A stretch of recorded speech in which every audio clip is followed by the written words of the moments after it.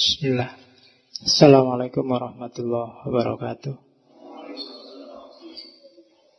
Bismillahirrahmanirrahim. Alhamdulillahi rabbil alamin. Wa bihi nasta'inu ala umurid dunya waddin. Allahumma sholli wa sallim wa barik ala habibina wa syafi'ina sayyidina wa maulana Muhammadin wa ala alihi wa ashabihi ajma'in. Amma ba'du. Bismillah. Kita lanjutkan ngaji filsafat kita yang terakhir sebelum Ramadan. Sebenarnya masih bisa sekali lagi minggu depan, tapi mungkin saya yang tidak bisa. Iya. Ya wis, yang penting nanti ketemu lagi setelah Idul Fitri.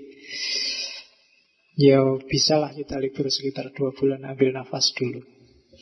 Setahun filsafatan itu kan bisa ampuh kamu.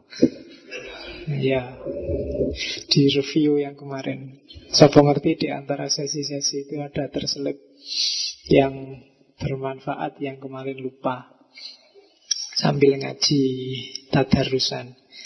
Karena mahasiswa zaman ini mungkin sudah tidak terbiasa lagi khataman waktu Ramadan. Dulu waktu di pondok mungkin kalian bisa 2-3 kali khatam. Sekarang saya tidak yakin. Ya wis, sudah kelihatan. Mbok sekali aja bisa khatam itu menurut saya bagus lah. Sehari 1-2 juz itu kan sudah enteng kalau puasa kan, karena aktivitasnya berkurang banyak.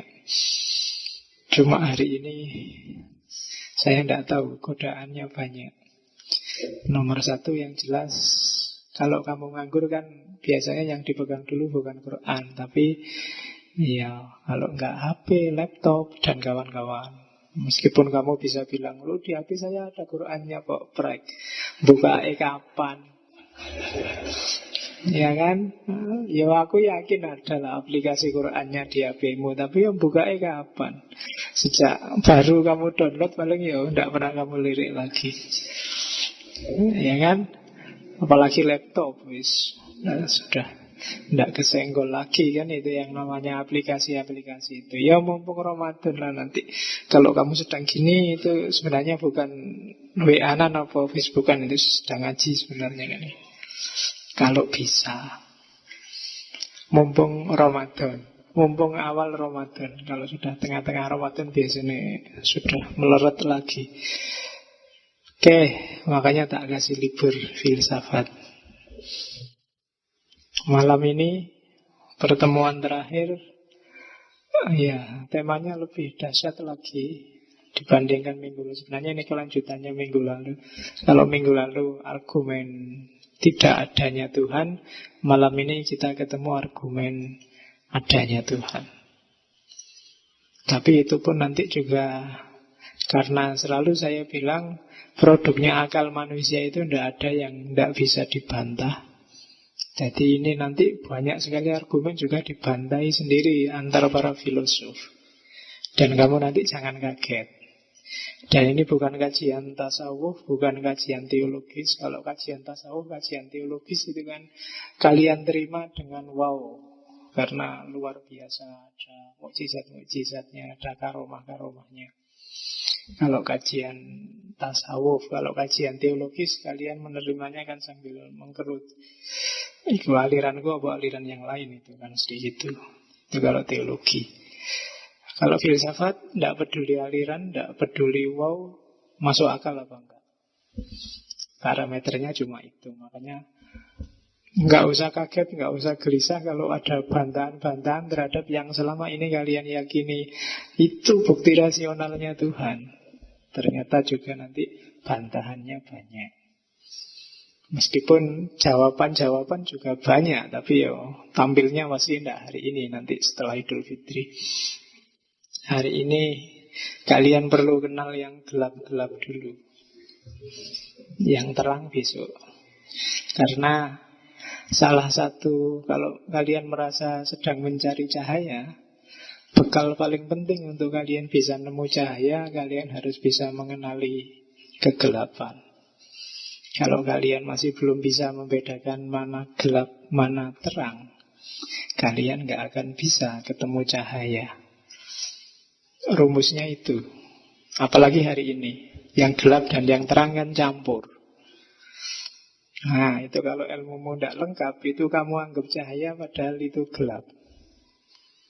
Kita masuk sekarang ke tema ini. Argumen logis adanya Tuhan. Ya, mesti nanti banyak cuatan. Kayak minggu lalu kan saya ngomongnya agak ngaco, agak iki piye to jarene Islam tuh bahasane kayak wong ateis. Lah memang temanya sedang ateis. Ini juga temanya juga sedang mengobrak-abrik konsep ketuhanan. Oke, bismillah. Meskipun ngajinya anti Tuhan, tapi bismillah. Ya apa-apa tuh. Ini kita sedang membuktikan sedalam-dalamnya bahwa akal kita memang terbatas. Jadi kalau Nabi wanti-wanti tafakkaru fi khalqillah wala tafakkaru fi dzatillah, itu to some extent di level tertentu memang ya mungkin kamu nggak perlu menghabiskan energi di situ. Bukan karena sesatnya, tapi kamu capeknya. Yang akhirnya juga tidak ketemu juga. Oke, bismillah. Pertanyaan besarnya kan ini sebenarnya. Tuhan itu ada enggak? Apalagi kalau dilanjutkan. Kalau Tuhan itu ada, Tuhan yang mana yang paling benar? Itu lebih pening lagi kamu. Tapi pertanyaannya ini dulu. Dan itu argumen yang paling dikenal ada 1, 2, 3, 4, 5 sebenarnya. Cuma itu tak tambahi yang beberapa kalian sudah kenal. Ada ontologis, kosmologis, teleologis, argumen desain, argumen taruhan, sering tak singgung tentang Hegel, argumennya Pascal, argumen moralnya Immanuel Kant, dan argumennya para mistikus, religious experience. Yang belajar filsafat agama mesti pernah ketemu argumen-argumen ini. Tapi saya tidak tahu dosennya ngajarin atau tidak caranya membantah argumen-argumen ini. Ya, nggak usah takut dibantah. Ini argumen kreasinya manusia kok. Kalau kita membantah argumen ini bukan berarti kita membantah adanya Tuhan. Kita membantah argumennya. Ada yang tidak pas dari argumen itu. Yaitu kalau dikategorikan ada 2. Yang pertama argumen a priori, yang kedua argumen a posteriori. Kalau a priori itu permainan akal saja. Kalau a posteriori itu didasarkan pada pengalaman. Makanya orang yang tidak mau lihat kenyataan, idealisme aja yang dipegang, merasa benarnya sendiri terus-terusan, itu biasanya sering disebut orang yang a priori. Oke, kalau a posteriori itu berdasarkan pengalaman. Wong sudah jelas, misalnya yang ikut ngaji malam ini semuanya anggap wah ngantuk, ada yang senden terus ngantuk, pokoknya masih ngeyel, pokoknya ngaji ini menarik sekali, santrinya semangat sekali. Itu namanya a priori, tidak lihat kenyataan. Nah, pikiran yang mempertimbangkan kenyataan itu a posteriori. Kalau di Immanuel Kant, pernyataan yang bisa diterima itu jenisnya sintesis a priori bisa, atau analitik a posteriori. Tapi yang paling dikenal yang sintetik a priori, berdasarkan pengalaman terus diolah oleh akal. Jangan analitik a priori. Analitik a priori itu biasanya pernyataan yang cuma bulat, dari akal ke akal. Itu yang bahasa Jawane akal-akalan. Itu analitik a priori.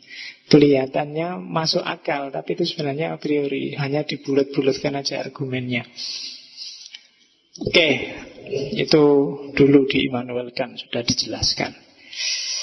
Jadi ada 1, 2, 3, 4, 5, 6, 7 jenis argumen. Nanti di belakang ada sisa-sisa argumen selain 7 yang besar ini. Semuanya jangan khawatir, nanti tak sebut juga. Yang 7 ini bisa dibagi 2. Ada yang a priori, main akal, Pak miliknya Santo Anselmus. Ada argumen kosmologis, Thomas Aquinas dan para filosof Muslim kebanyakan. Argumen teleologis, argumen desain, argumen taruhan, argumen moralnya Immanuel Kant, argumen religious experience. Biasanya orang pakai ini. Nggak tak sebut satu sebenarnya yang tiap hari kalian pakai, argumen kitab suci. Kalau itu sudah teologis, ya niscaya lah, pasti pakai kitab sucinya masing-masing. Cuma kita tidak sedang di wilayah teologis, jadi yang itu tak tinggal. Kita lihat satu-satu. Argumen kosmologis isinya 2. Yang pertama argumen first cause, kalian pasti sering dengar ini. Yang kedua argumen kontingensi. Jenisnya a posteriori seperti disebut sebelumnya. Jadi argumen first cause bahwa semuanya ada sebabnya dan Tuhan adalah sebab yang pertama. Kemudian yang kedua argumen kontingensi. Kayak ilmunya Ibnu Sina yang bilang ada wajibul wujud, ada mumkinul wujud. Itu 2 jenis argumen kosmologis. Disebut kosmologis karena argumen ini melihat kenyataan yang ada di alam semesta. Yang satu melihat segalanya ada sebabnya, yang satu melihat bahwa segalanya itu sifatnya mungkin, tidak ada yang wajib. Nah, ini 2 pernyataan besar yang kelihatannya ketika kita kemarin masuk di filsafat Islam, masuk di filsafat Yunani, beberapa filosof barat, ini kan sangat rasional. First cause itu paling awal dikenal Aristoteles. Ada sebab pertama. Kelihatannya sangat rasional, tapi nanti kelemahannya banyak 2 argumen ini. Apalagi kalau ini mau kita pakai sebagai orang yang percaya pada Tuhan. Kita lihat ya kelemahannya di mana. Kita pahami dulu. Yang pertama, first cause. Argumen kosmologis jenis pertama. Rentetan logikanya kan itu. Diawali dari premis segala sesuatu itu pasti ada sebabnya. Mikrofon ini dia hadir di sini ada sebabnya. Laptop ini hadir di sini ada sebabnya. Kalau ingin ngerti lebih jauh tentang sebab, buka lagi sesi-sesi mungkin di logika. Saya tidak tahu pertemuan keberapa. Ya kalau Aristoteles kan membagi ada sebab material, sebab efisien, sebab formal, dan yang terakhir sebab final. Ya, itu kan empat jenis cause, empat jenis sebab. Jadi diasumsikan nggak ada satupun hal di dunia ini yang nggak ada sebabnya. Segalanya wis, mungkin termasuk lahir batin. Apapun yang kamu alami, yang kamu miliki sekarang ada sebabnya. Nggak ada yang ujuk-ujuk. Ujuk-ujuk saya dapat uang Pak. Nggak, kamu ngertinya ujuk-ujuk itu ada sebabnya.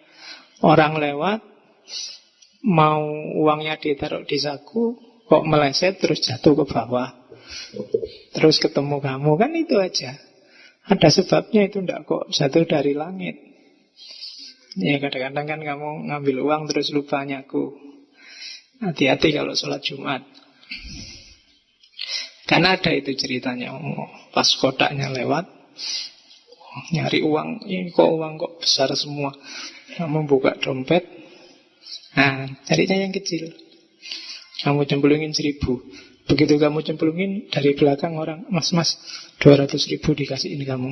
Mas, kamu kan heran. Itu uang kok boros 200.000 mau dicemplungin, itu dicemplungin. Iya. Begitu habis Jumatan, Pak, 200.000 dicemplungin sampai itu. 2.000, 5.000 kan cukup. Loh itu tadi uangnya masnya jatuh, mas lagi. Iya. Oke. Makanya jangan pelit-pelit. Kalau kamu masukin berapa? 1.000. Jangankan 1.000, Pak. Iya, lewat aja saya tidak ngerti, Pak, ngantuk. Iya. Ya mbok kalau nggak ngasih nggak apa-apa, cuma jangan ngantuk. Kasihan yang mau muter itu loh. Kamu mau ditaruh ini masih tidur, mau didorong ke sana jangan-jangan mau ngasih, mau dibangunin susah. Oke, itu pun ada sebabnya. Nggak ada yang jatuh dari langit dalam banyak hal. Itu premis pertama mengimplikasikan premis kedua. Tidak ada satu hal pun yang jadi sebab bagi dirinya sendiri. Sebab itu selalu di luar musabab. Yang bikin HP bukan HP ini sendiri. Yang bikin anak bukan anak itu sendiri. Ya kan gitu, malah kacau nih anak itu sendiri. Sejago-jagonya tukang sulap itu tetap tidak bisa menciptakan dirinya sendiri. Apapun. Jadi premis pertama, ini mulai mikir logika, harus agak pelan-pelan. Tidak ada sesuatu yang jadi sebab bagi dirinya sendiri. Selalu sebab itu di luar dirinya. Ya meskipun kamu bilang, saya Pak, tidak tahu entah kenapa kok rasanya sedih sekali. Ya enggak, itu berarti ada yang mendorong yang bikin kamu sedih. Entah perasaanmu, entah kenanganmu, entah memorimu yang lama, selalu dari luar. Nah, terus ada lagi premis ketiga. Premis ketiga, tidak mungkin ada tapi rangkaian sebab akibat yang tanpa akhir. Wah ini susah kan? Susah dibayangkan. Ini ada sebabnya. Sebab ini juga disebabkan oleh ini. Ini disebabkan oleh terus. Yang nggak ada akhirnya susah dibayangkan. Misalnya mikrofon ini dari pabrik mic. Pabrik mic bahannya dari plastik. Plastik bahannya dari apalah. Ya beras plastik lah. Jadi pengrajin plastik dari petani yang nanam plastik, apa ada nanam plastik. Ya lah pokoknya terus itu. Sebab terus. Yang tidak ada akhirnya, tidak ada titik akhir. Yang pertama ada, itu akal tidak nyampe. Tidak mungkin ada sebab akibat yang tanpa akhir. Nah, oleh karena itu, dari premis 1, 2, 3 disimpulkan, pasti ada sebab yang paling awal. Oke, ada musiknya. Pasti ada sebab yang paling awal. Cereng-cereng gitu. Itu seru, enggak apa-apa. Dan gak ngantuk, enak ada musiknya gitu. Sesuk tak kasih ilustrasi. Cereng-cereng gitu ya kalau. Oke, iya. Nah, sebab pertama ini harusnya kan dia tidak punya yang bikin dia ada. Tidak ada yang menyebabkan dia ada. Jadi kalau tadi ada rangkaian sebab akibat, dia yang paling pertama. Ya namanya pertama kan nggak ada lagi. Kalau masih ada lagi, nanti sebabnya ada lagi, tasalusul lagi, tanpa akhir. Dan itu akal mustahil bisa begitu katanya akal. Nah, kalau sebab yang pertama ini kita anggap Tuhan, kita kan selalu begitu.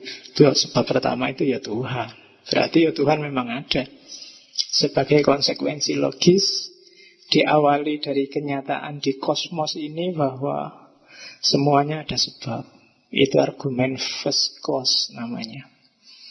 Dipelopori Aristoteles, disempurnakan oleh Thomas Aquinas, dibantu oleh Ibn Rus dan kawan-kawan.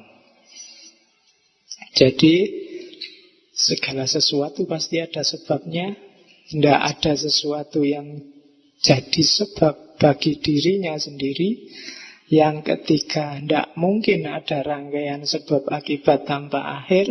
Yang keempat, berarti ada sebab pertama yang tidak disebabkan. Karena kalau dia ada yang bikin dia, ya berarti ada sebab lagi. Belum pertama. Yang sebab ini mungkin yang pertama. Tapi kok masih ada lagi, ya terus. Berarti belum pertama. Dan harus ada berhentinya. Kalau nggak ada berhentinya, nggak masuk akal. Dan kalau kita sebut yang pertama itu sebagai Tuhan, berarti ya Tuhan itu ada. Oh, ini kan argumen luar biasa. Kalau saya berhenti di sini, bagi kamu ini argumen yang sempurna. Berarti Tuhan itu memang ada. Ya tidak apa-apa, memang level kita masih belum nyampe untuk mengkritisi yang ini. Tapi para filosof sudah banyak yang mengkritik ini.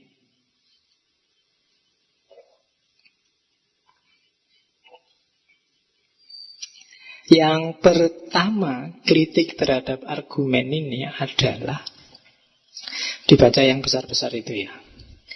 Coba perhatikan, dari urutan logik itu ada premis yang kontradiksi, yaitu premis kedua dan premis keempat. Tadi katanya nggak ada satu hal pun yang menjadi sebab bagi dirinya sendiri. Tapi kok di 4 jadi berubah. Ternyata ada tuh. Oh, itu dari sisi logika sudah nggak nyambung. Kalau memang ada sejak awal bilang ada. Tapi tadi katanya nggak ada. Sekarang bilangnya ada. Nah, itu kontradiksi namanya. Nah, itu kamu tadi kan nggak teliti, tapi ini ahli logika ngerti teliti. Itu yang bikin kamu gampang dihapusi kalau nonton infotainment itu. Oke, SB siapa? Sekarang kan orang ramai dengan SB itu. Iya, Sepp Blatter. Akhirnya dia digosipkan di Indonesia, akhirnya mundur dia dari ketua FIFA. Mungkin dia nggak paham, mungkin itu gosipnya untuk prostitusi online kok. Dianggap gosip FIFA mungkin. Terus dia mundur. Oke. Nah, itu yang 24, kontradiksi, tidak nyambung. Terus perhatikan premis ketiga. Tadi kan kamu seneng aja, nggak nyampe lo akal kalau ada sebab akibat tanpa akhir. Kenapa kalian menerima? Karena di premis ketiga itu kalian menyamakan antara angka dan peristiwa. Jadi tak baca ya. Premis ini biasanya karena kita punya asumsi bahwa rangkaian angka yang tidak terbatas itu tidak ada. Pasti ada batasnya. Rangkaian angka itu gini, kalau kalian tak tanya, angka paling kecil berapa? Kalian mesti nggak nyampe akal saya, Pak. Tapi ada toh, pasti ada, Pak. Kan gitu. Angka paling besar berapa? Wah, 9. Nggak nyampe, Pak, saya menyebutnya. Tapi pasti ada, Pak. Ada, Pak. Kalau nggak ada kan Tuhan itu tidak terbatas. Kan kalian selalu bilang gitu. Kalau angka bisa, tapi kalau peristiwa nggak bisa. Peristiwa atau sesuatu secara logis itu pasti ada sebabnya. Bisa kalian cari. Kalian kan selalu membayangkan sebab itu, ini menyebabkan ini menyebabkan. Rangkaian sebab akibat nggak selalu begitu. Bisa menyamping, bisa macam-macam. Dan setiap peristiwa, sebut peristiwa apapun atau sesuatu apapun yang bisa kalian tahu, itu pasti ada sebabnya. Semuanya, Pak, semuanya. Kalau itu peristiwa dan sesuatu. Tinggal kalian nyari contoh. Lupa apa kita bisa? Ya logikanya begitu kan. Tidak ada peristiwa yang tidak ada sebabnya, atau sesuatu yang tidak ada sebabnya. Jadi premis ketiga, membacanya jangan rangkaian, tapi sebab akibat itu ada nggak di segala hal dan segala peristiwa. Kalau memang iya, ya berarti dia ada. Kamu kan terjebak di rangkaian itu, terus bayangannya kayak angka tadi akhirnya. Yo, tidak mungkin Pak, tidak terbatas, pasti ada batasnya. Kayak angka tadi. Berapa angka paling besar? Wah, kita tidak tahu Pak, tapi pasti ada. Ya, tapi berapa? Ya, tidak tahu Pak. Dan dia mesti ada batasnya kan. Kamu takut kalau tak terbatas itu terus nyaingi Tuhan. Jadi meskipun akal nggak nyampe, kamu bilang pasti ada batasnya. Dan kamu terjebak di situ, termasuk untuk sebab akibat ini. Kamu merasa bahwa loh, sebab juga pasti ada yang terakhirnya. Tapi katanya yang ngeritik argumen ini melihatnya jangan rangkaiannya, tapi coba dipahami bahwa di muka bumi ini, di alam semesta ini, apapun namanya, kalau itu peristiwa dan sesuatu, pasti ada sebabnya. Tinggal kalian nyari sakapoke contoh wis sebanyak mungkin, pilih sendiri yang kalian mampu menyebut sesuatu. Jin Pak, setan Pak, ada dari mulutmu tadi. Loh, ya kan paling gampang itu. Kamu yang bikin dia eksis. Jadi peristiwa apapun, momen apapun, ada awalnya pasti. Tidak harus ada rangkaian terakhirnya. Makanya nanti dibuka lagi ketika ketemu Derrida bahwa petanda transendental itu tidak ada. Seandainya ada rangkaian sebab pun, ya pasti nanti muternya tetap di dunia ini. Tidak bisa tiba-tiba muternya ke atas sana. Itu nanti didukung oleh Darwin dan kawan-kawan. Termasuk lahirnya alam semesta ini kan ketemunya Big Bang ternyata. Bukan kun fayakun. Atau jangan-jangan kun fayakun itu kalau di bahasa barat kan jadi Big Bang itu. Kan ada yang nafsirkan gitu. Ya monggo tidak apa-apa. Tapi argumen first cause ini bantahan keduanya itu.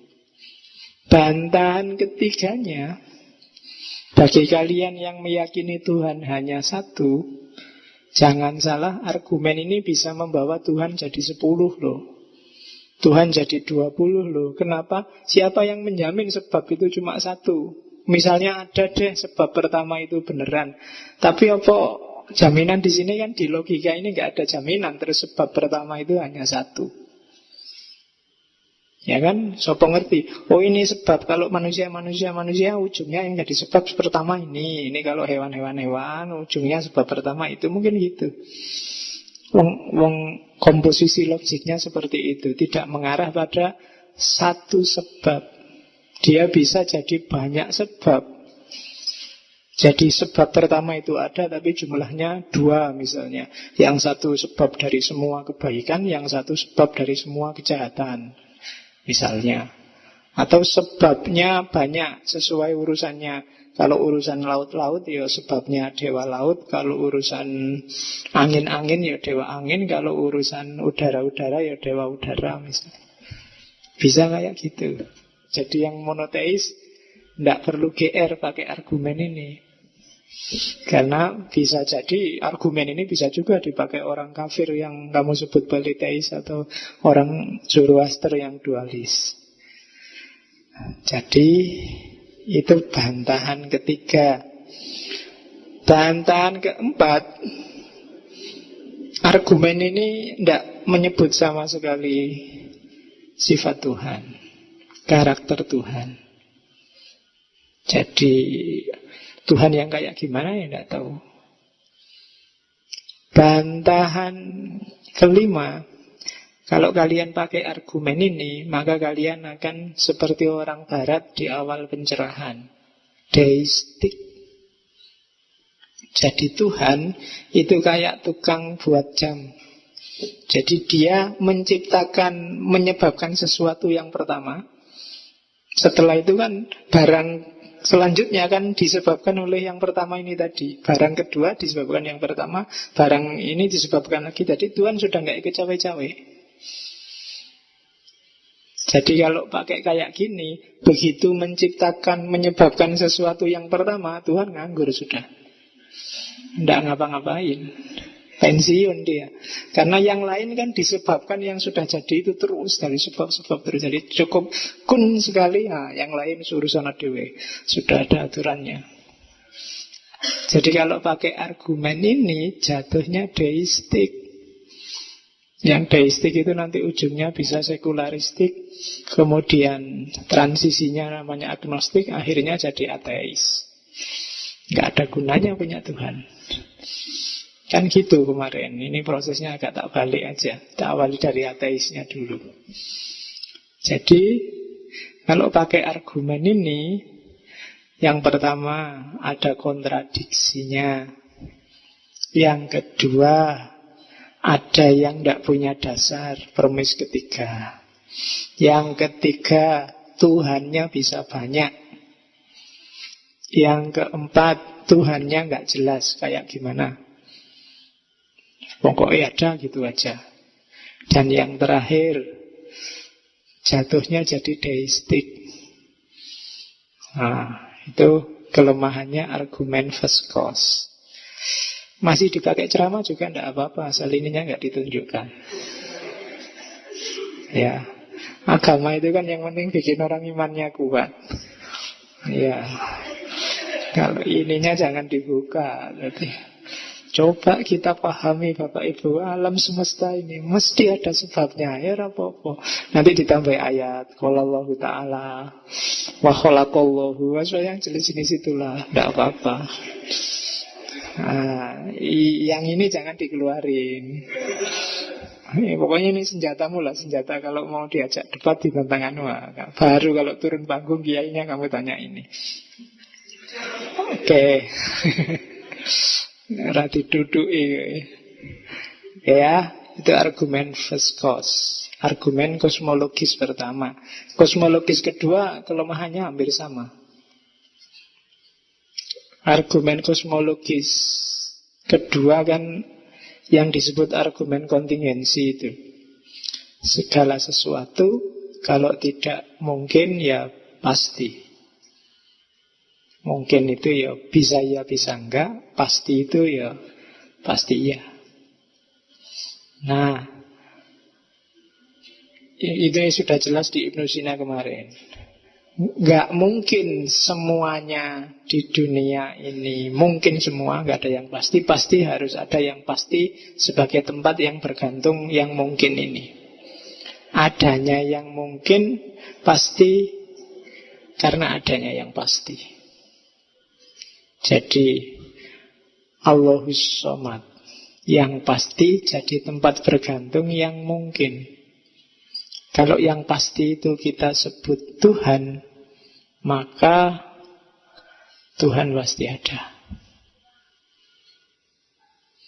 Nah, kelemahannya hampir sama kayak yang tadi, yang kosmologi satu, bahwa tidak ada jaminan tempat bergantung itu pasti satu. Dia bisa dua, bisa tiga. Karakter Tuhannya juga tidak jelas. Bantahannya sama karena sama-sama kosmologis. Dan yang ketiga, kalau tadi cuma sifatnya, kalau ini bisa lebih dalam karena zatnya juga tidak jelas. Bisa jadi tempat bergantung itu jenisnya manusia, mungkin juga bisa jadi tempat bergantung itu jenisnya pohon, mungkin bisa, itu tidak jelas di situ. Jadi cuma disebut tempat bergantung.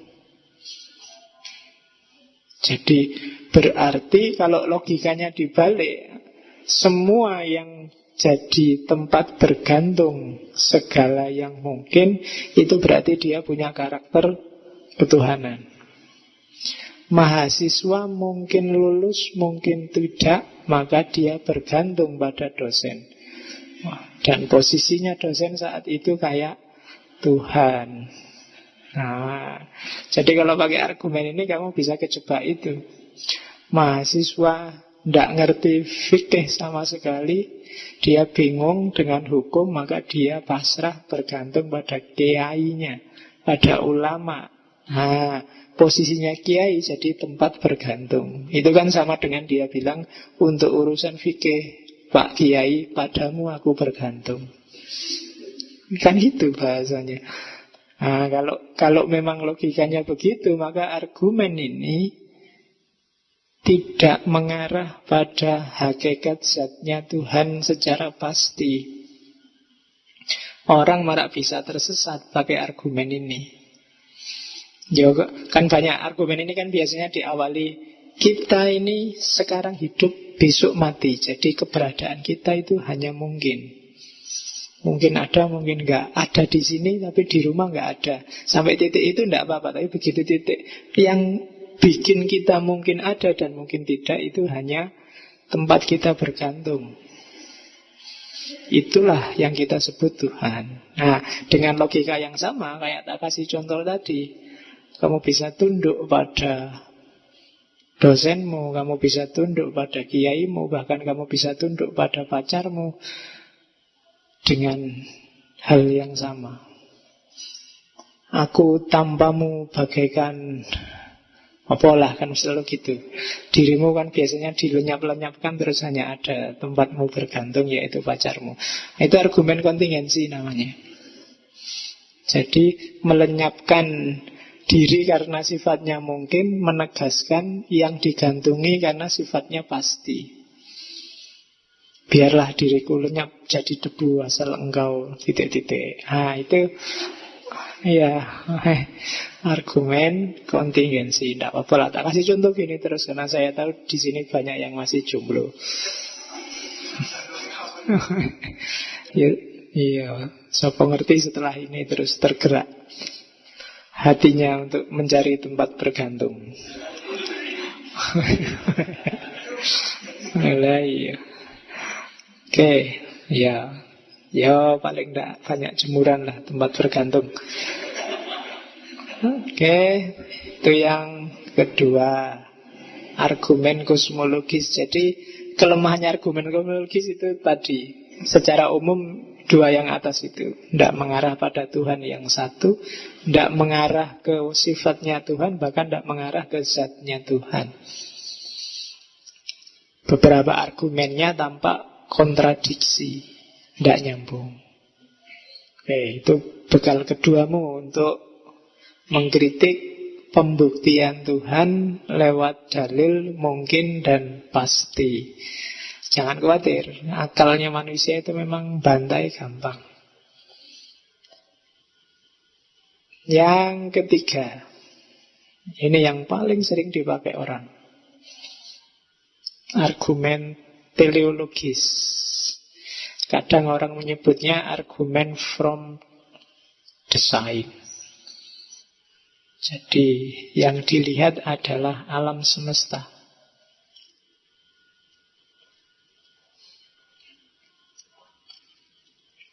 Ini cara berpikirnya namanya analogi atau kias.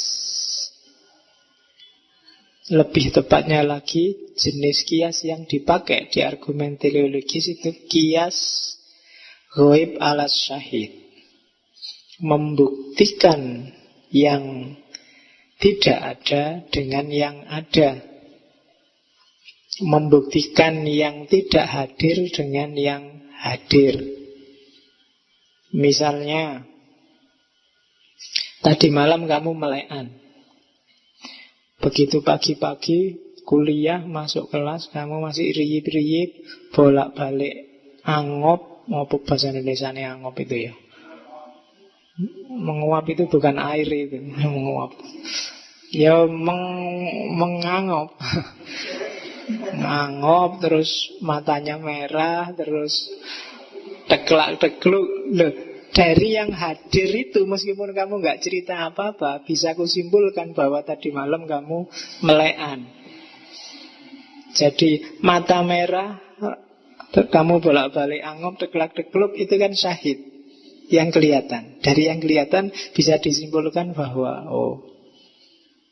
atau misalnya kamu punya tetangga atau teman mantan baru, subuh-subuh kamu mau ke masjid, loh kok orang ini mandi. Dari mandinya kamu simpulkan tadi malam mesti terjadi. Ya kan? Kamu nggak perlu nginjeng, nggak perlu ngintip, tapi dari syahid mandinya dia bisa disimpulkan. Kamu simpulkan yang gaib tadi malam bahwa terjadi sesuatu. Itu namanya syahid ala gaib. Kalau Pak yang mantan rektor UIN itu Pak Musa As'ari selalu ngasih contoh, kalau kamu jalan-jalan di Kaliurang, tiba-tiba kalau kamu naik misalnya ke Telogo Putri itu masuk ke hutan-hutan, tiba-tiba di situ kamu lihat ada celana dalam berserakan. Entah bekas apa itu.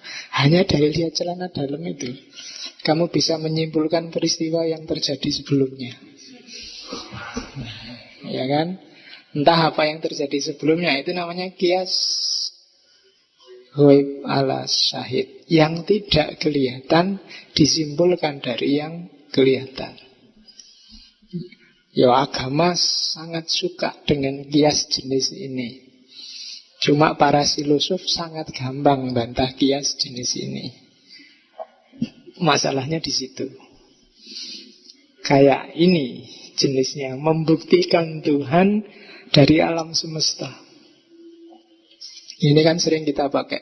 Lihatlah betapa teraturnya, lihatlah betapa indahnya dunia ini. Ini kalau bukan Allah siapa lagi? Ya, itu kan kias dari alam semesta tiba-tiba larinya ke Allah. Itu kan ghaib ala syahid. Kalau direntet secara logis itu sebenarnya yang dianalogikan itu Allah, ilatnya itu karena sama dengan pengalamannya manusia, sumber ilatnya itu manusia. Rentetan logisnya kayak begitu. Misalnya, pertama orang memahami intelijensi manusia. Orang bikin bangku luar biasa ya. Akalnya itu bisa aja ngerancang bangku karena ini di masjid buat ngaji ya, kira-kira pas buat orang duduk. Di pinggirlah cuma sekian senti. Kemudian lebarnya juga nggak perlu lebar-lebar sampai sana. Wong ini paling Quran besarnya berapa. Terus ini kan produk intelijensi. Bikin LCD dulu belum ada, tapi dengan akalnya manusia bisa ketemu. Kalau cuma segini, misalnya kalian sekarang ngaji, ayo dilihat di laptop ini mesti ngerubung di belakangku, sumpek kan. Gimana caranya ya biar bisa itulah. Terus ada teknologi ini. Nah itu kan hasil intelijensi. Pinter ya yang bikin ini. Kita sekarang jadi nyaman kan kayak gitu. Nah setelah lihat karya manusia ini, terus lihat, coba lihat alam semesta itu.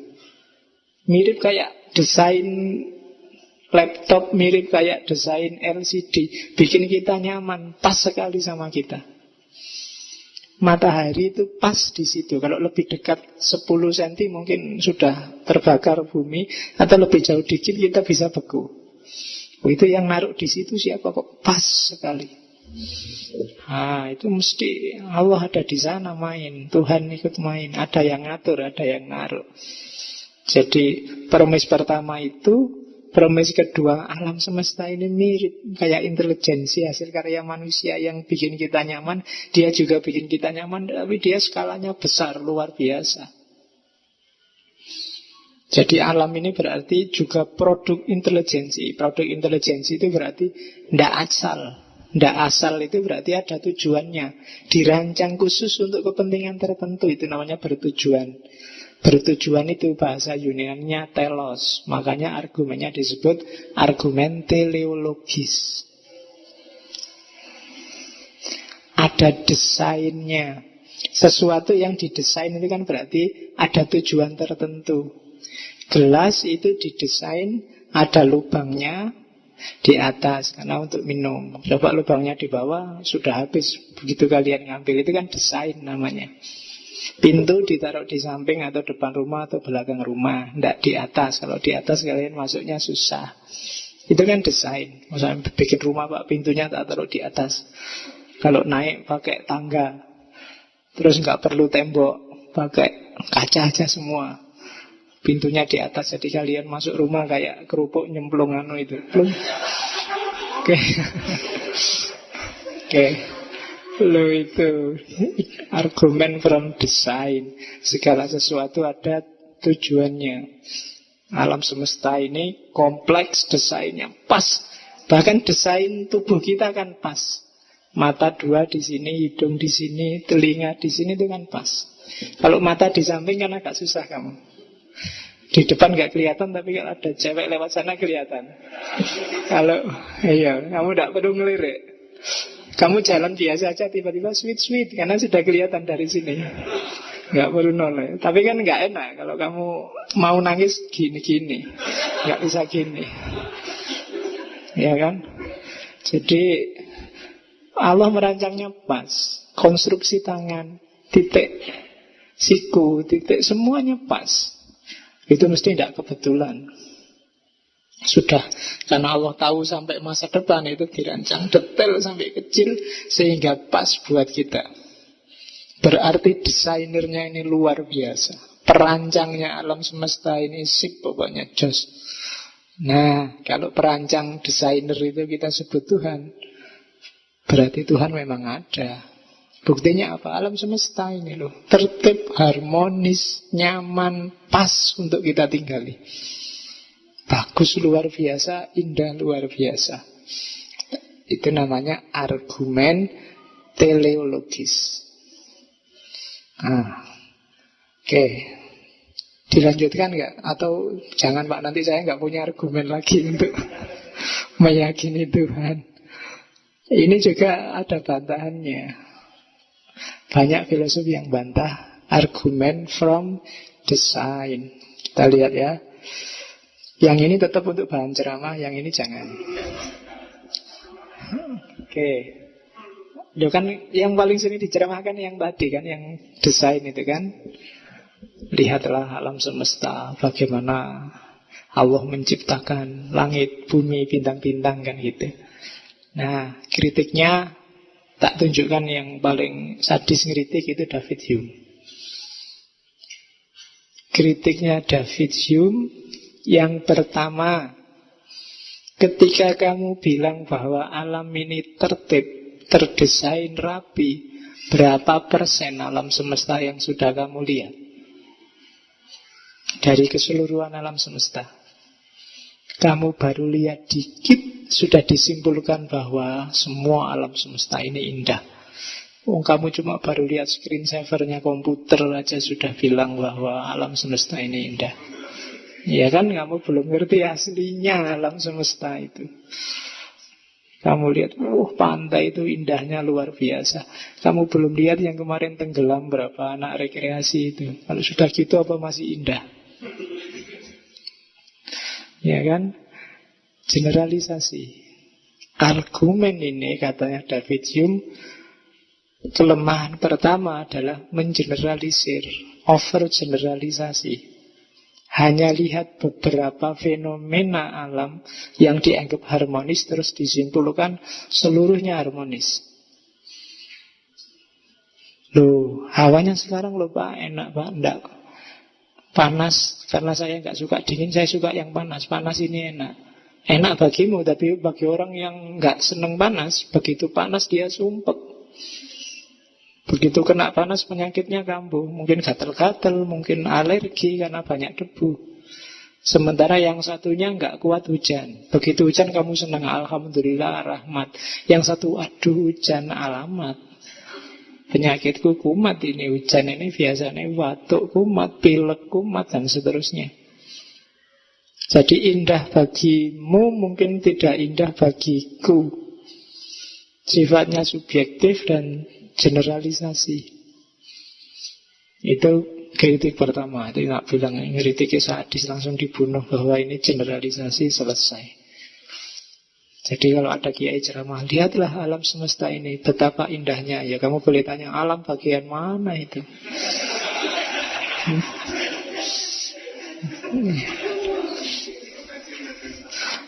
Alam Indonesia ini kan indah. Nah, ustaznya bilang gitu, yuk kamu tinggal nyontoin banyak di Indonesia ini yang, apalagi yang hidup di Jakarta, hidup di pinggir kali, hidup di bawah Merapi.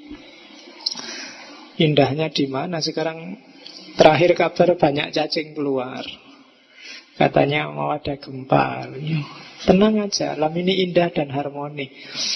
Allah tidak akan tega, itu argumen minggu lalu itu. Tapi yang jelas generalisasi. Berapa panjang umurmu untuk menjelajahi seluruh alam semesta? Bumi aja kamu mungkin tidak ada seperempatnya kok yang kamu ngerti. Apalagi alam semesta, bumi itu mungkin titik sangat kecil dari seluruh galaksi, seluruh alam semesta. Kok berani-beraninya sudah bilang bahwa alam ini harmonis? Lahirnya alam aja, katanya David Hume, dia kan filosof natural, karena Big Bang, tabrakan nggak sengaja antar galaksi, antar planet, dan melahirkan planet pijar yang namanya matahari, terus yang lainnya ikuti dengan sifatnya. Jadi semacam kebetulan, katanya David Hume. Ya kebetulan bumi ini kayak gini. Sekarang kan mulai bingung nyari sumber daya alam yang baru, karena diperkirakan sekian ratus tahun ke depan kita kehabisan sumber daya. Kalau habis benar ya kita tidak bisa hidup lagi di muka bumi ini. Mungkin harus pindah ke planet yang lain. Paling enak planet Hollywood. Di planet Mars juga masih belum layak. Atau jangan-jangan ya itulah nanti kiamat. Kamu mungkin bilangnya gitu. Oke, yang pertama itu general. Yang kedua, jangan bilang kamu ganteng kalau nggak ada orang jelek. Maksudnya apa? Kamu bilang alam semesta ini indah, tertib, harmoni. Itu kamu bandingkan sama alam semesta yang mana? Kamu ngomong ini loh alam semesta yang sangat indah. Kamu bisa ngomong gitu kalau ada alam semesta lain yang itu rusak, kacau dan sebagainya. Baru kamu bisa bilang ini indah, itu rusak. Nah kalau cuma satu kan nggak bisa bilang indah atau ndak indah, harmonis atau ndak harmonis. Kalau kita punyanya cuma satu-satunya ini, ya ndak tahu kita apakah ini harmonis apa enggak. Kok ndak ada tandingannya. Kamu nggak bisa bilang, Pak, kalau di rumah Pak, saya paling cakep. Berapa laki-laki di rumah? Satu Pak, hanya saya. Ya mesti ya. Kamu jelek pun tetap yang paling cakep. Nggak ada yang lain. Bumi juga gitu. Alam semesta juga gitu. Kita nggak ngerti tandingannya, ya jangan bilang ini indah. Kalau ngerti tandingannya baru kamu bisa bilang, nah lihat alam yang sana itu rusak kan? Nah kita indah. Alam semesta loh ya, tidak cuma bumi. Argumennya kan itu alam semesta. Jadi indah dan tidak indah pun nanti sifatnya juga relatif, kayak tak bilang tadi. Bagimu indah, nyaman, luar biasa. Bagi yang lain bumi ini sudah semakin panas, semakin rusak, semakin kacau. Apalagi orang-orang yang tersiksa, terpinggirkan. Susah lagi nanti bilangnya. Itu kan makanya kalau kamu ceramah, alhamdulillah Bapak Ibu kita tinggal di bumi yang gemari Loh Jinawi. Kamu yang tidak punya duit kan paling gerundel. Loh Jinawi apa? Mangan sudah mikir nanti makan apa masih bingung, kita dianggap makmur. Bapak Ibu yang berbahagia, bahagia apa nih? Ini lagi sumpek mau nggarap tesis juru berbahagia gimana? Ya, bahagia tidak bahagia itu kan melihatnya dari mana dulu. Kan kadang-kadang motif-motif kan gitu. Oke. Bapak ibu yang dimuliakan Allah, dimuliakan gimana? Dosen pembimbing aja nggak memuliakan sama sekali, marah-marah. Capek-capek ngeprint dioret-oret mulai halaman awal sampai akhir. Oke. Itu bantahan kedua. Bantahan ketiga, tadi kan sumber analoginya manusia. Maka hasilnya adalah antropomorfis. Desainer besar yang luar biasa itu sama dengan manusia besar yang luar biasa.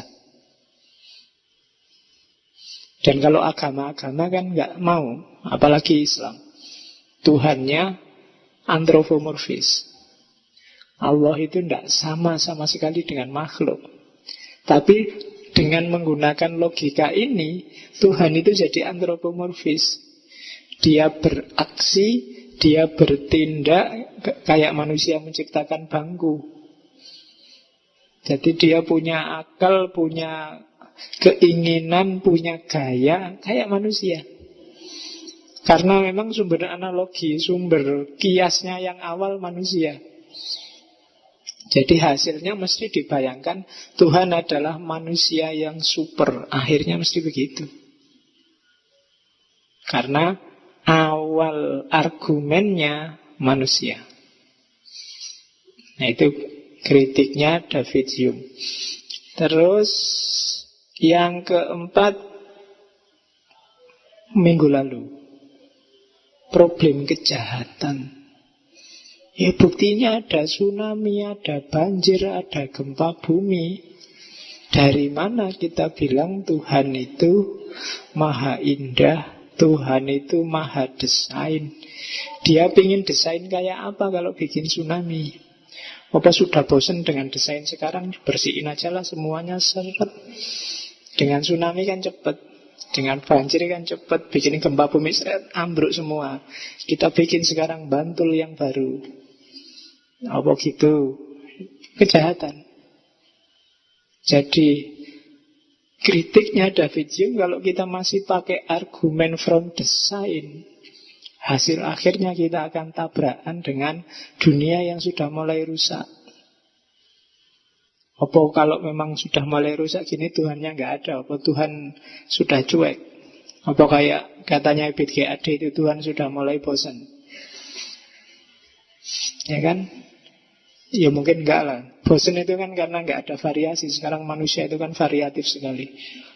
Dosanya juga enggak monoton, macam-macam. Lah ya itu kan enggak bikin bosan tau. Mesti Gusti Allah bikin ngerti lagi. Jajal mau bikin apa lagi? Oh, prostitusi aja sekarang variasinya macam-macam. Sabu variasinya macam-macam, sampai coklat sampai semuanya ada sabunya. Oh, itu kan malaikat dan Tuhan itu mesti tertarik. Luar biasa seneng. Oh, ternyata manusia tidak membosankan. Kreatif. Oke. Itu kritiknya David Hume. Kita nggak lihat bagian bumi yang rusak sih, lihat yang bagus-bagus saja. Makanya kesimpulannya gitu. Oke, dulu zaman gempa itu, saya Jumatan di Masjid Uin itu, makmumnya lari semua, khotibnya mencoba bertahan, akhirnya lari juga.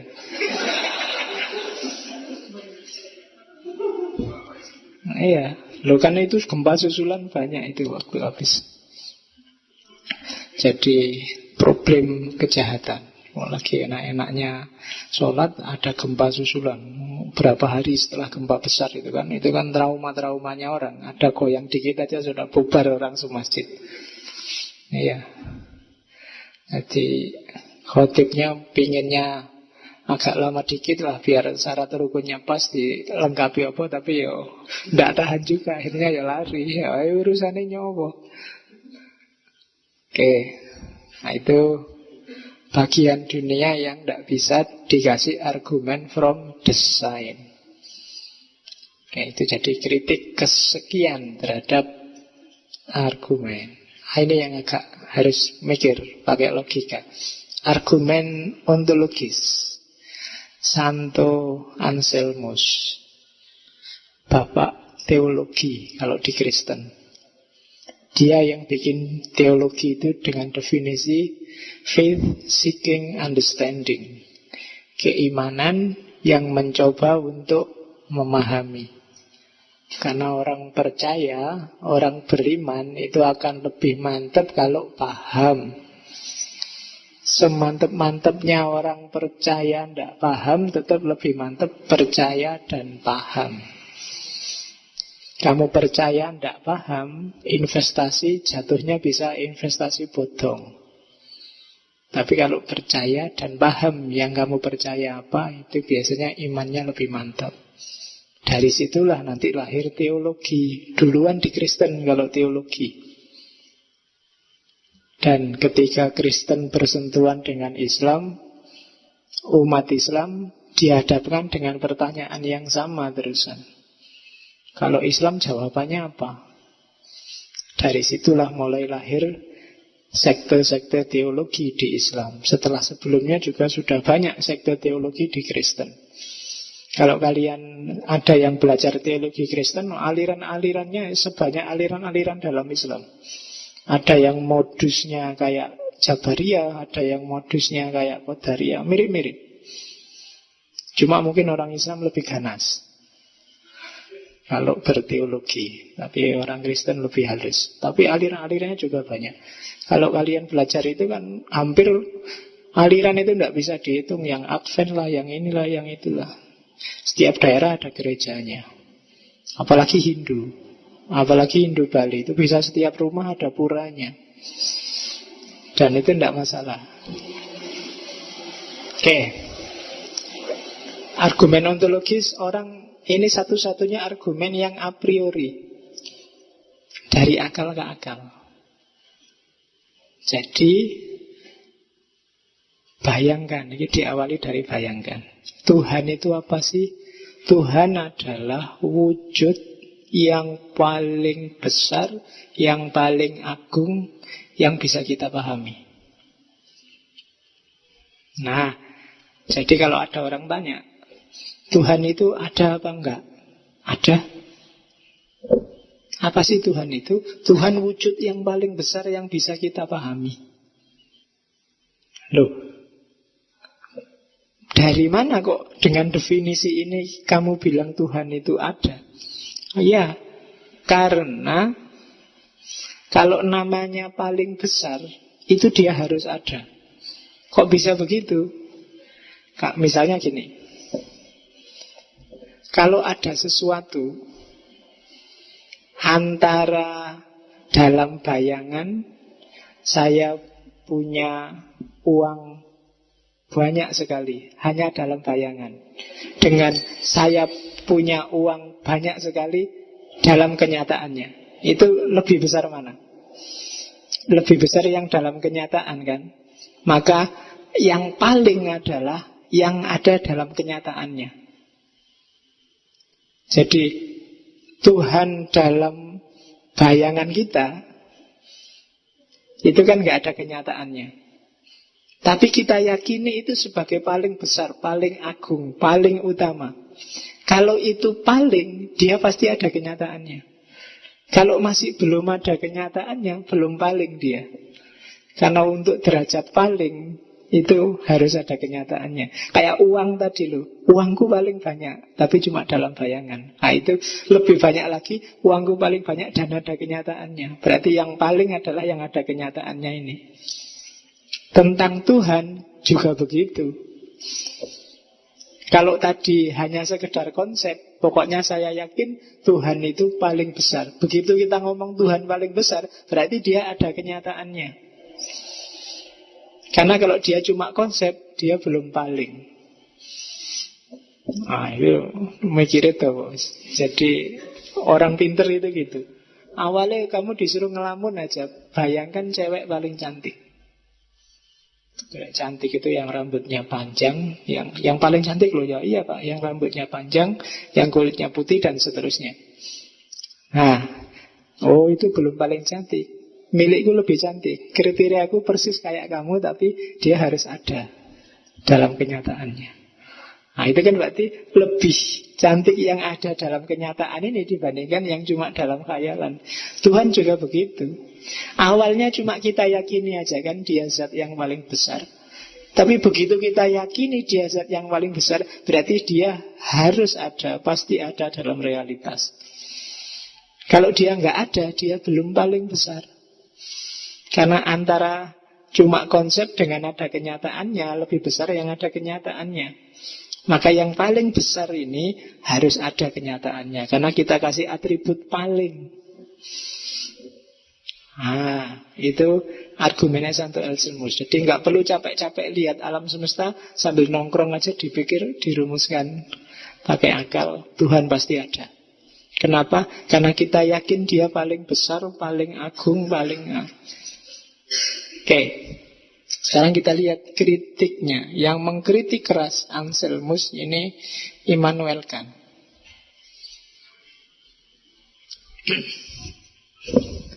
Yang pertama, pikiran-pikirannya Anselmus itu tetap sifatnya a priori. Kenapa? Nggak ada pembuktian empirisnya. Sedahsyat apapun, mbok kamu tadi bilang ini nyata, ini nggak nyata, semuanya kan bulatnya di pikiran. Kalau masih dalam pikiran saja, ya tetap a priori, dari akal ke akal. Tidak bisa disimpulkan kenyataan. Itu hanya ngomong di kritik yang kedua, bahwa Tuhan itu ada, dan yang satu ngomong konsep tentang Tuhan, yang satu ngomong konsep Tuhan yang benar-benar ada. Jadi kritik pertamanya kan itu. Kritik keduanya Immanuel Kant, kesalahan besarnya Anselmus adalah mencampur antara first order predicate dan second order predicate. First order predicate itu predikat yang nambah sesuatu pada barangnya. Misalnya, mikrofon ini warnanya hitam. Hitam ini first order, nambah sesuatu, keterangan tentang mikrofon ini. Tapi yang second order itu nggak nambah apa-apa. Kalau saya ngomong mikrofon ini ada, itu kan nggak nambah apa-apa. Karena begitu aku ngomong mikrofon ini, ya mesti ayo ono. Itu namanya first order. Ya kayak kamu kalau ditanya tadi loh, gimana pacar kriteriamu yang kamu cari kayak gimana? Saya nyari pacar yang putih, Pak, yang rambutnya panjang, yang kakinya 4, yang misalnya contoh ini misalnya. Terus contoh. Nah, yang satunya kalau kamu ceritanya, ya saya persis kayak dia sih, Pak, rambutnya panjang, kulitnya putih, tapi harus ada, Pak. Itu seolah-olah yang kedua ini lebih pintar. Atau kamu selalu bilang hidup, Pak, misalnya. Seolah yang kedua ini lebih pintar. Tapi kalau bagi Immanuel kan itu yang kedua ini justru lebih bodoh. Kenapa? Dia tidak ngerti membedakan first order predicate dan second order predicate. Kalau aku tanya pacar yang kamu inginkan, itu maksudku berarti yang first order ini. Ya mesti wes ono, cuma cirinya yang kayak gimana. Itu kan kadang-kadang kamu, wah pinter kamu, ditambahi kulitnya putih, rambutnya panjang dan ada. Itu kayak lebih pinter yang ini, tapi ini lebih bodoh. Nggak ngerti level pembicaraan. Gitu loh. Itu kesalahan yang dilakukan oleh Anselmus. Level ngomongnya kacau. Jadi bulat, nggak jelas. Nah itu kritik dari Immanuel Kant terhadap Anselmus. Kalau ini argumennya Pascal, sudah sering tak sebut. Taruhan. Kalau kamu bingung-bingung, main judi aja untuk percaya Tuhan. Tuhan ada atau Tuhan gak ada. Kalau kamu beriman dan Tuhan ada, kamu akan dapat kebahagiaan abadi besok di surga. Dan agak susah dikit di dunia. Suruh sholat, suruh puasa, suruh baik sama orang lain. Kan susah dikit di dunia, tapi kebahagiaannya abadi. Dan kamu beriman kok ternyata Tuhan nggak ada, ya rugi dikit tadi ruginya. Tapi kalau kamu tidak beriman, kalau Tuhan benar-benar ada, susahmu abadi besok setelah mati. Kalau Tuhan nggak ada, ya untungmu dikit. Kalau Tuhan nggak ada kan 50-50. Yang beriman juga tidak apa-apa. Memang Tuhan nggak ada, ya wis.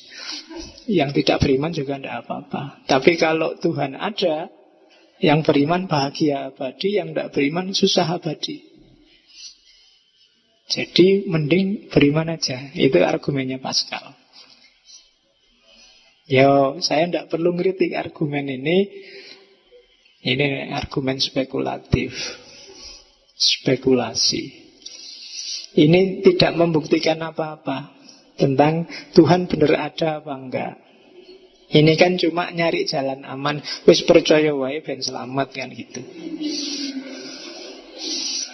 Ya, tidak ada argumennya. Jadi yo, kalau kepepet kalian boleh pakai senjata akhir ini.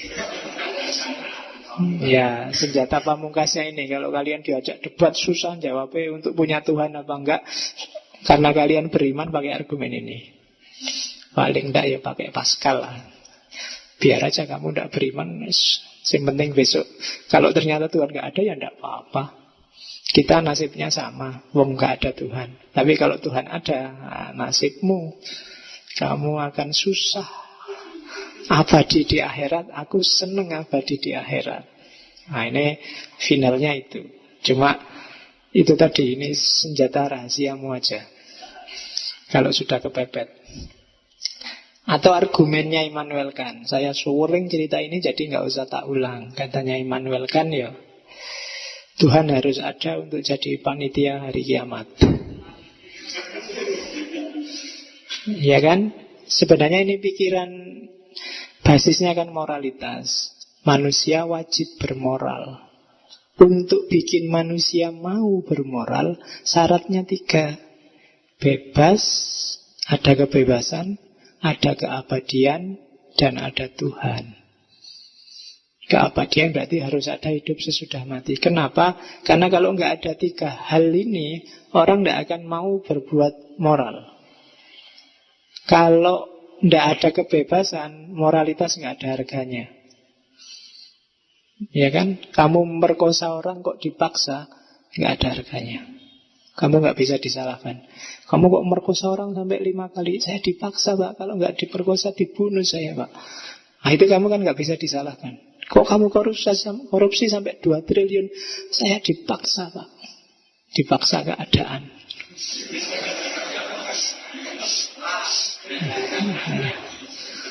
Oke. Kalau dipaksa berarti tidak bernilai perbuatanmu.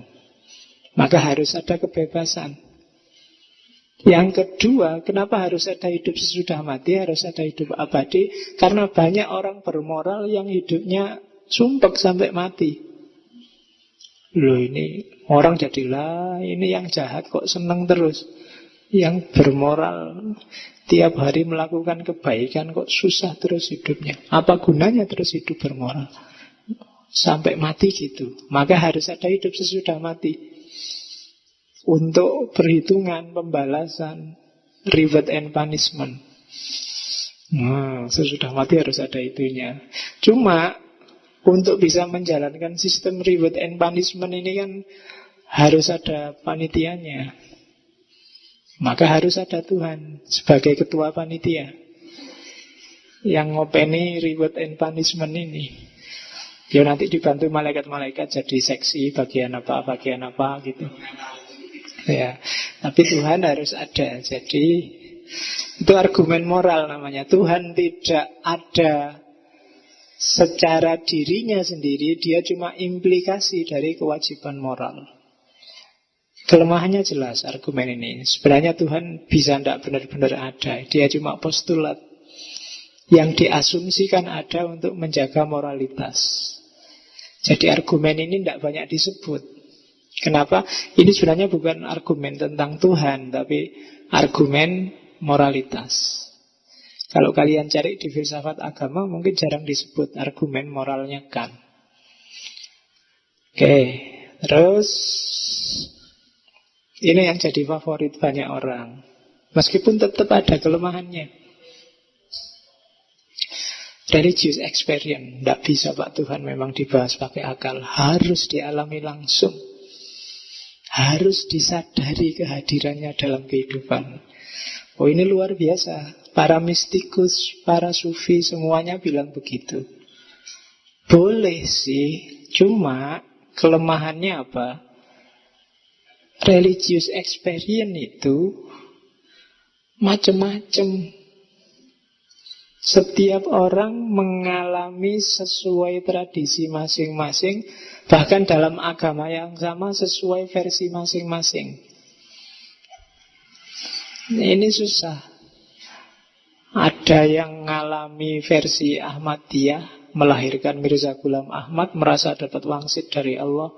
Ada yang mengalami versi Lia Aminuddin, ada yang mengalami versi macam-macam, banyak. Itu kan bikin pening. Allah kok bisa ya ngasih wahyu pada Lia Aminuddin? Allah kok bisa ngasih wahyu pada Mossadegh?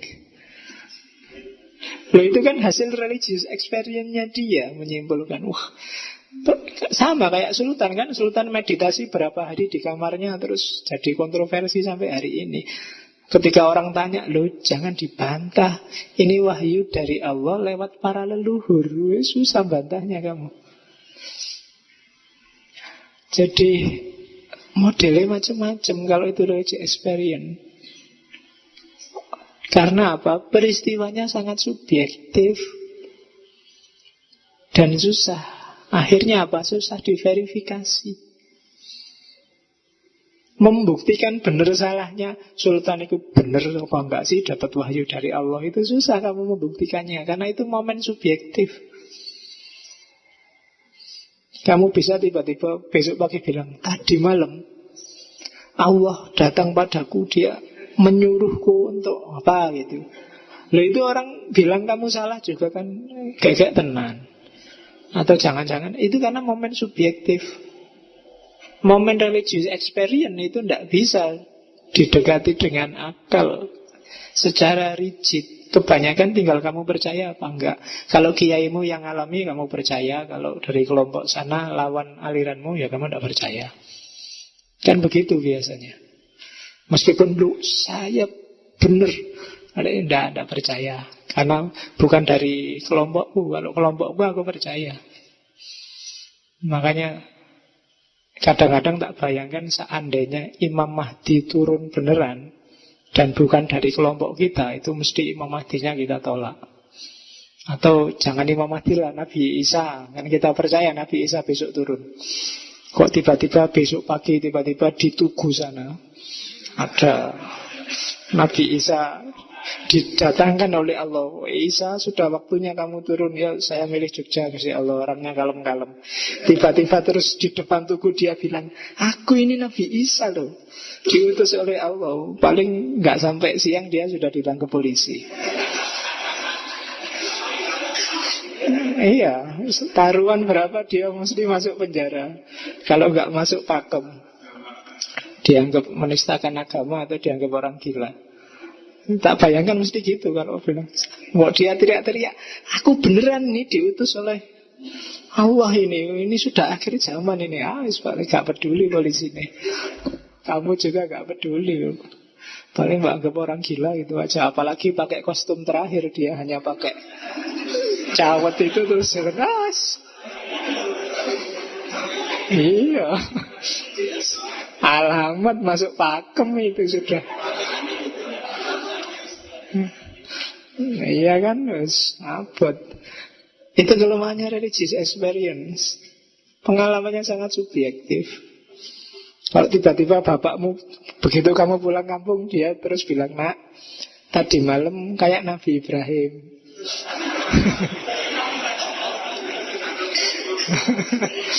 Iya, nggak mungkin kamu begitu dibilang kayak Nabi Ibrahim, kamu langsung lari duluan. Nah, itu kelemahannya religious experience. Sangat subjektif, susah diverifikasi. Oke. Ini sisanya. Itu tadi argumen-argumen besar yang banyak dipakai orang. Sisanya, yang pertama, secara deduktif untuk membantah Tuhan, bahwa hampir semua asumsi yang membuktikan Tuhan itu bulat. Argumennya berputar-putar. Kayak tadi di atas itu kan agak bulat-bulat semua. Itu kalau kita pakai filsafatnya Occam. Ada filsuf namanya Occam. Dia punya teori Occam-Razor. Occam-Razor ini teori gunting. Semua pikiran bulat itu biasanya tidak valid.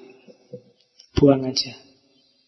Semakin sederhana, semakin simpel dan mudah dipahami, itu biasanya lebih benar.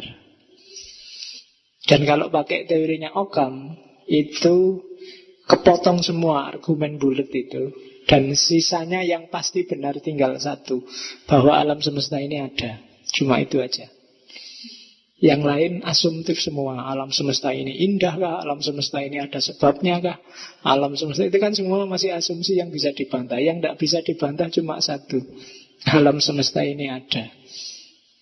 Itu argumen deduktif pertama yang dipakai oleh beberapa filosof untuk membantah Tuhan. Yang kedua, ada paradok omnipoten. Meskipun ini sering disebut paradok dagelan. Tuhan Maha Kuasa, tapi sesuatu yang sangat kuasa itu dalam dirinya sendiri pasti mengandung paradok. Misalnya muncul pertanyaan yang ditulis di situ. Bisa nggak Tuhan menciptakan batu yang besar sampai dia sendiri nggak kuat ngangkat? Itu namanya paradok omnipoten. Kalau Tuhan Maha Kuasa, bisa nggak dia bikin menciptakan makhluk yang lebih kuat dari dia sendiri? Kan mestinya enggak. Kalau bisa ya tidak mungkin, tidak bisa juga tidak mungkin. Itu paradoknya omnipotensi. Jadi yang selanjutnya, ada kontradiksi antara maha taunya Tuhan dan maha kuasanya Tuhan. Jadi itu sama kayak bawahnya, kontradiksi antara free will dan maha taunya Tuhan. Kalau Tuhan itu maha tahu, berarti dia juga tahu masa depan. Kalau dia tahu masa depan, berarti segala sesuatu sudah pasti. Kalau segala sesuatu sudah pasti, free will itu berarti nonsen. Hidup kita benar-benar kayak wayang sebenarnya. Jadi kamu itu tidak bebas. Kenapa? Masa depanmu sudah jelas kok. Besok istrimu siapa, anakmu berapa, cucumu tinggalnya di mana, itu sudah ada draftnya. Allah sudah ngerti. Itu konsekuensi dari alim. Tuhan Maha Tahu masa depan. Cuma Maha Taunya Tuhan, itu makanya disebut tabrakan dengan free will. Maha taunya Tuhan itu juga tabrakan dengan maha kuasanya Tuhan. Kalau Tuhan maha kuasa, berarti dia bisa ganti. Tadi harusnya di masa depan gini, sekarang ganti, jangan gini, jadi gitu deh. Kalau gitu berarti pengetahuannya Tuhan bisa ganti juga. Bisa berubah. Dan ini, perubahan ini juga dikritik. Masa Tuhan mencela-menceli? Masa. Dan ketika disebut perubahan, itu kan berarti ada yang mempengaruhi. Pertanyaannya, masa Tuhan bisa dipengaruhi? Terus berubah pikiran? Yang bisa gitu kan manusia. Nah itu kritiknya. Pak, itu kan dengan doa, dengan Tuhan bisa berubah pikiran, Pak. Tuhan kok bisa berubah pikiran? Yang bisa berubah pikiran itu manusia. Nah, itu kritiknya. Jadi ada gesreh, ada tabrakan antar sifat-sifat Tuhan. Yang free will ya yang tadi. Kalau kamu yakin Tuhan Maha Tahu, konsekuensinya kamu harus jabariyah. Secara akal loh ya. Berarti kamu tidak bebas. Semester ini kamu bisa lulus apa enggak, itu tergantung Tuhan. Dia sudah tahu sebenarnya. Dia sudah ngerti. Wow, kalau gitu saya tidur-tiduran aja. Nah, Tuhan sudah menakdirkan itu, memang kamu akan tidur-tiduran. Dan ternyata nggak lulus. Ya memang itu takdirmu, nggak lulus. Jadi ya seandainya pun Tuhan sudah tahu masa depan, tapi kan kita nggak tahu. Tapi yang jelas secara kemahatauan itu logikanya tabrakan dengan free will. Jadi kalau kita melakukan sesuatu itu sebenarnya bukan kehendak kita. Itu sudah skenarionya Tuhan. Jadi kebebasan manusia itu bukan berarti kok terus kamu tidak bebas apa-apa. Tapi ketika kamu merasa bebas, itu sebenarnya tidak bebas. Itu sebenarnya sudah diskenario oleh Allah. Nah itu logika yang tabrakan antara maha taunya Tuhan dengan free will. Oke. Yang empiris, argumen bantah Tuhan yang empiris paling gampang problem kejahatan tadi. Nomor 2 untuk membantah adanya Tuhan adalah kemahakuasaan Tuhan. Kalau Tuhan maha kuasa, kenapa kok masih banyak orang ateis, agnostik? Apa susahnya sih orang-orang ini dikasih agama? Itu pertanyaannya orang ateis yang sering dipakai juga. Yo itu kan untuk nguji manusia. Nah, kalau ada urusan nguji, bencana dan lain-lain, kembali ke problem pertama minggu lalu. Problem kejahatan. Apa gunanya ujian? Biar naik kelas apa maneh. Oke, kemahakuasaan Tuhan. Ada masalah. Kalau dia maha kuasa, apa sih problem yang tidak bisa diselesaikan? Digugat semacam ini, apa susahnya ngasih ilham pada filosof tertentu untuk bisa jawab? Misalnya, ini kan masih abadi problem ini. Sejak abad tengah sampai hari ini masih debat. Atau memang skenarionya Tuhan kayak gitu, yang kita tidak tahu. Biar tetap rahasia. Makanya ada cerita Bertrand Russell itu suatu ketika dia yang ateis juga ditemui nenek-nenek. Russell, kamu juga sudah tua. Besok kalau kamu mati, ditanya Tuhan, kenapa kok kamu tidak percaya padaku? Jawabmu apa? Katanya Russell, ya tak jawab aja jujur. Mohon maaf Tuhan, buktinya tidak cukup. Ya, jadi makanya saya tidak percaya. Iya. Kan Tuhan nyuruh kita memahami dirinya kan, pakai akal. Nah, harusnya jawabnya, ya mohon maaf, bukti yang diberikan tidak cukup, jadi saya belum bisa percaya. Nah sekarang sudah ketemu baru percaya. Di akhirat. Oke. Ada lagi yang lucu, argumen induksi. Kalau argumen induksi itu kan melihat fakta, kenyataan sehari-hari terus disimpulkan. Dari faktanya ternyata semua agama kuno, Yunani kuno, Mesir kuno, itu oleh generasi selanjutnya disimpulkan sebagai agama yang salah.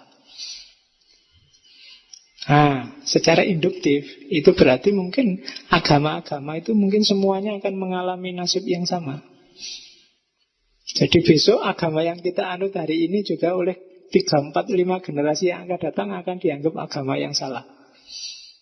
Sama kayak manusia hari ini itu mengkritik epistemologinya lah, apanya lah dari keberagamaan abad tengah. Itu kan menyalahkan agama. Lama-lama mungkin Islamnya yang diserang. Islam zaman itu isinya tawuran terus, teroris terus. Lama-lama terus dianggap salah. Makanya ada hadis yang bilang Islam itu datangnya asing, nanti pada akhirnya dianggap asing lagi. Mungkin dianggap salah. Mungkin kayak Yunani kuno, Mesir kuno. Bolak-balik Allah kan gitu. Ngasih Nabi, kacau lagi. Dikasih Nabi lagi, kita kacau lagi. Kan selalu begitu. Mungkin itu secara induktif, jangan-jangan nasibnya agama-agama memang gitu. Sepanjang sejarah manusia memang selalu punya agama, cuma ganti-ganti agamanya. 3 agama besar ini kan mulainya abad tengah. Dan masih muda loh abad tengah itu, belum lama dibandingkan agama Mesir kuno, Yunani kuno. Atau mungkin besok ada agama-agama baru. Saya tidak tahu namanya apa, tapi sangat mungkin. Mungkin namanya tetap sama, tapi versinya beda. Islam versi baru. Nah, iya, ya enggak apa-apa kan. iPhone aja 6, Samsung aja S6 lah, nanti Islam ada S4, S5. Oke, itu argumen empiris. Terakhir, sudah jam 10 ya, sudah habis enggak ini. Oke, tak kasih bekal terakhir. Tadi membuktikan Tuhan ada.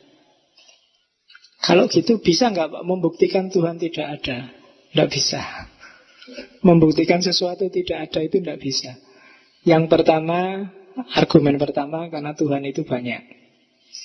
Misalnya tak buktikan bahwa Tuhannya orang Yahudi itu bukan Tuhan, nggak ada. Yang hilang kan cuma Tuhannya Yahudi. Orang Islam masih ngeyel, Tuhanku masih ada. Nanti Tuhannya Islam tak hilangin, Kristen masih ada. Selama orang masih plural itu nggak bisa kita membuktikan Tuhan tidak ada. Yang kedua, membuktikan tidak adanya sesuatu itu tidak mungkin. Coba buktikan bahwa Dajjal itu ada, gampang kita cari sampai ketemu. Kalau coba buktikan Dajjal itu nggak ada, nggak usah kemana-mana. Saya nggak tahu juga, nggak pernah lihat, nggak pernah ya berarti dia nggak ada. Simple. Membuktikan tidak adanya sesuatu itu gampang. Sinterklas itu sebenarnya tidak ada, Pak. Ya sudah, kalau tidak ada ya wis, nggak perlu dibuktikan. Memang buktinya nggak ada. Kamu nggak pernah lihat, orang juga nggak pernah lihat, di mana-mana nggak ada, ya sudah. Jadi membuktikan tidak ada itu mustahil. Yang bisa membuktikan ada. Terus secara umum orang membuktikan itu ada, bukan membuktikan tidak ada. Terus yang kedua, pembuktian itu tak baca aja. Terutama jika klaim tersebut berlawanan dengan azas kenormalan. Prinsipnya itu, an extraordinary claim requires extraordinary evidence. Sesuatu, Tuhan itu kan luar biasa, maka dia juga butuh bukti yang luar biasa. Jadi membuktikan, kayak membuktikan Dajjal tadi loh, adanya Tuhan itu gampang. Tapi membuktikan tidak adanya Tuhan itu tidak mudah. Berbeda dengan itu cara pembuktian. Kalau kamu cuma punya pensil, itu tidak perlu dibuktikan. Orang sudah langsung percaya.